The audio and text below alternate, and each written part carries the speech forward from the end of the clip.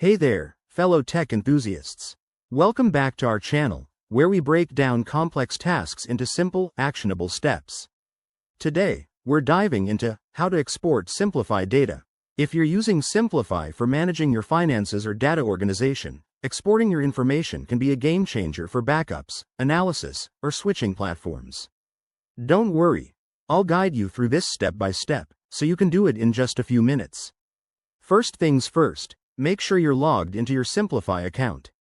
Open the app or website and enter your credentials. Once you're in, head over to the main dashboard. Look for the settings icon. It's usually a gear or 3 dots in the top right corner. Click on that to open the settings menu.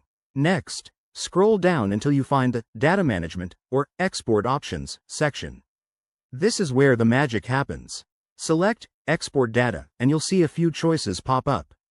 Here, you can pick what specific data you want to export, like transactions, reports, or your entire profile. For most users, selecting all is straightforward, but choose based on your needs. Now, choose your file format. Simplify typically offers options like CSV, PDF, or Excel files. Go with CSV if you're planning to import it elsewhere, as it's versatile and easy to work with. Once selected, hit the Export button. The system will process your request, which might take a few seconds depending on how much data you're dealing with. After that, you'll be prompted to save the file. Choose a location on your device, like your desktop or a cloud drive, and give it a clear name for easy reference. And just like that, you're done. One quick tip.